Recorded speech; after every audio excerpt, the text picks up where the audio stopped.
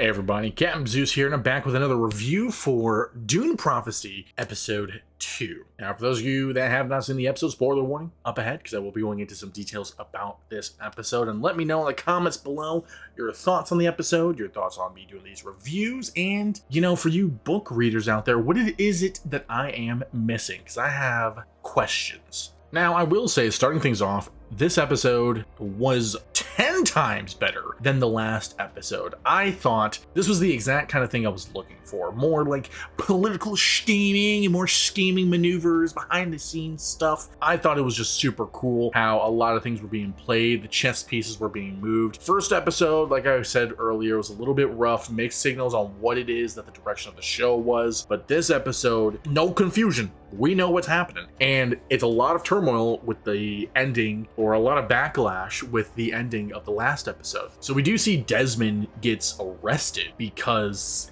he confessed that he killed the son of, what was that dude's name? Pruitt? Killed Pruitt's son or something? It's not Pruitt. It's like Reches or Recheses, whatever. If I say Pruitt in the future, this is Future Zeus here. If I say Pruitt in the future, just know I'm talking about Duke Recheses. All right?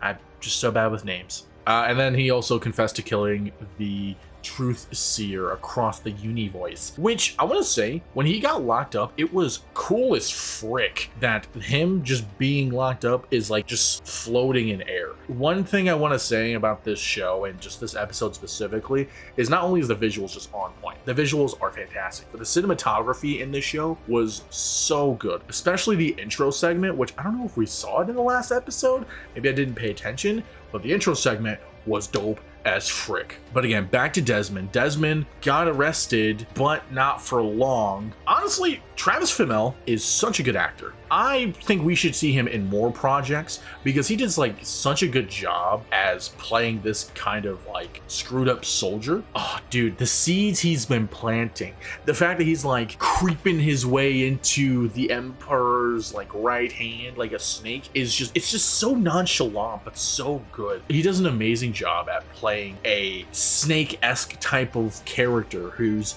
scheming consistently but never reveals his true colors up front. And you see that in Vikings specifically when he plays Ragnar. So I just love that about him as an actor. Granted, you can't really see him in a lot of diverse roles, but I think that's fine with him as this kind of actor. I think it's great. One thing that I do want to touch on, because we're going to come back to Desmond here in a little bit, is the sex scene with the Prince Constantine and Duke Recheses' daughter. Enjoyable as it was, it was, I don't know, I didn't really need to see all of that. We didn't need to see them banging in a tree that's just an open tree, just out in the middle of just nothing. Anyone could just walk by and just look at them smashing. And I don't think we really needed to see all that. I get it, it kind of shows the lustfulness between them, but I think we could have just cut most of that out. HBO, doing HBO things, it's whatever. But we do see Constantine definitely showing that he's not the brightest of the bunch here, because he's basically, he just divulges the secrets to the daughter about the fact that Desmond got locked up, etc., etc. And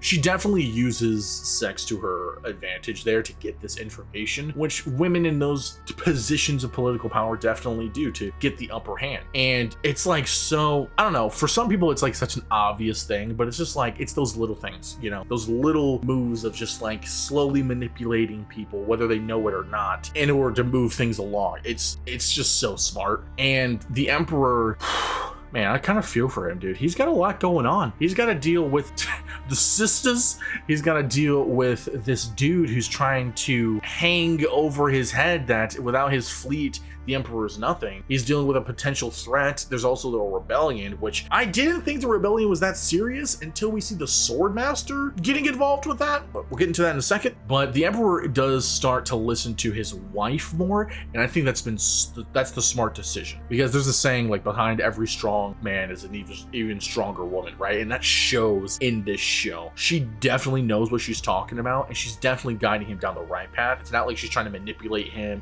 to become the sole empress. It's she actually cares for her family and actually cares for him and wants their family to be successful and doesn't want them all to die and wants the Imperium to be successful, and she knows what she's doing. And I like that. And I like how she's taking a little bit more of an aggressive approach than she did in the last episode, because we saw what happened when she's passive. Things don't really go that well. And speaking of like passive and aggressive approaches, the sister, the mother superior, I've noticed in this episode, and I kind of noticed this in the last episode as well, she's been very emotional in her decision making and her responses. And I think that's so unlike a mother superior. Granted, again, I haven't read the books. I'm just going off of the movies right now. Not to say that this doesn't make me want to read the books. I definitely want to read the books now. But from the Mother Superior from the main Dune movies, she's very calculating, very strategic, doesn't really let emotions get in the way, and in fact is one to reprimand those who do get clouded by their emotions. And it seems to be the complete opposite in this situation, because she just goes to the Emperor. Like, she leaves her sister in charge, which I think that was a smart decision, but then she goes to the Emperor and takes a very biased and very aggressive approach on not only figuring out who killed the other sister, but trying to get her plans in place. Like, she's very obsessive about that. And I think that's one of the big reasons why she's failing. And I think that's one of the reasons why she will fail for the most part of this show, is because she's being very emotional in what she's doing. Which, again, so unlike someone that's a leader at this point, especially when she confronts Desmond at the end of the episode. She basically is just like, she tries to tell him to kill himself. And I'm like, dude, what is wrong with you? How is there no cameras? How is nobody catching this on camera? Like, if there was a single thing, which by the way, there should have, right? There should have been some kind of recording of that incident. But the fact that she just did not hesitate in trying to kill Desmond shows that she's way too emotional in her responses, and that's just not a good sign for her. Now, granted, Desmond, the fact that Desmond resisted brings up so many questions. Like, what? Going to the sister of Mother Superior, because I can't remember anyone's names because I'm terrible at remembering stuff. She's basically having her daughter figure undergo the process of becoming a Reverend Mother, which I thought was more common. I guess not, considering how new the sisterhood is. And one thing I noticed is a huge difference between this process and the one from the main movies is the fact that the poison went into her eye instead of her drinking it, which I thought was interesting, because I feel like if she drunk the poison, it would get into her bloodstream and get into her system faster than just the eye, because the eye was like a droplet. We see in Dune 2, she's chugging that. She's chugging a lot of that. I don't know. It's kind of weird. Maybe that's one of the reasons why she failed, which I want to go into that scene too. Visually, again, cannot overstate this. This show is fantastic. Dude, the fact where she's like confronting all of the past mothers or all the voices, just visually was so good. It gave me the creepiest vibes in the best way possible. I freaking loved it. She saw her grandma, and her grandma's revealing this prophecy, but then she sees her aunt, or was that her actual mother? I can't remember. I don't know if that was her mom, the one that the current Mother Superior killed in the beginning of the show, if that's her mom, because if it is, wow. But if it's not, then who is her actual mom? So I think it's weird that she's there and she's able to, like, I guess, turn things against her descendant there. I don't know. It was a little bit of a weird situation. Again, me not having names is probably not helping, because again, I'm terrible with names. The fact that she failed in the end of like regaining her consciousness or coming back to the light was, oh, that's so sad. But I loved the fact that we zoom out from her getting overrun by all the mothers, and it zooms out like through her eye, and I was like, oh, that's just such a good scene. Getting towards the end of the episode here, like I said, a lot of moving pieces. I know I'm skipping a lot of stuff, but these are just like the big things that popped out to me. So I do want to go into the fact that Swordmaster is a part of the rebellion, which I didn't see coming, if I'm going to be honest, although it's a little bit on the nose. And the freaking, I don't know if the black chick is from Arrakis or not, because she definitely has the Iraqi eyes, but she is like totally jelly of the Swordmaster. Swordmaster smashes the princess, and ever since then, she's like being such a dick to him and is like super jealous that he's not into her. And that's why she's like raising all these questions and questioning his loyalty. I'm like, girl, you actually don't care about the rebellion. You freaking are just jealous that he smashed the princess. And that further proved my point when you find out that she's actually a spy from Mother Superior, which I'm like, dude,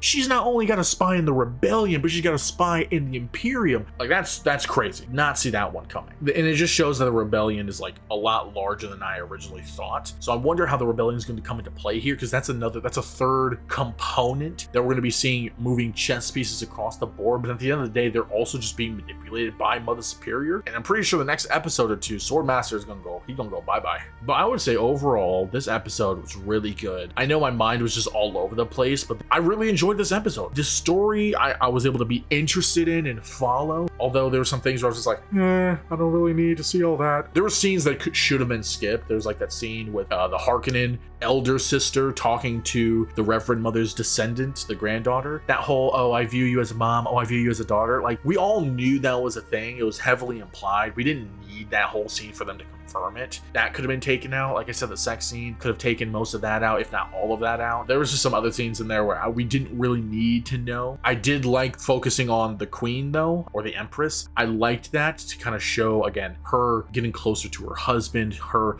using her power to help her husband and the Imperium. And it's slowly showing, if it wasn't already, how much people don't trust the sisters. But again, overall, I really enjoyed this episode. I would probably rate it a solid like 8 out of 10, maybe an 8.5. I'd say an 8.5 out of 10 actually. Really good. I'm actually excited for the third episode. I want to know what else is going to happen here. Although it looks like we're going to be going into a flashback about what happened at the Harkonnen homeland, so not exactly thrilled about that. But nevertheless, I'm interested as to where this is going to go. But what did you guys think of the episode? Let me know in the comments below your thoughts on Dune Prophecy Episode 2 or the show in general. And again, for you book readers out there, correct me or let me know some of the lore that I'm missing. What's the difference between the show and the book? I know there's people that are just hating on me for not knowing. Again, I watched the movies and I'm like, you know what? This has got me interested in the universe. I want to know more. And since I'm watching the show, I figured, hey, for you book readers, just let me know what's the difference. Anyways, I'm Captain Zeus and I'll catch you guys later. See ya.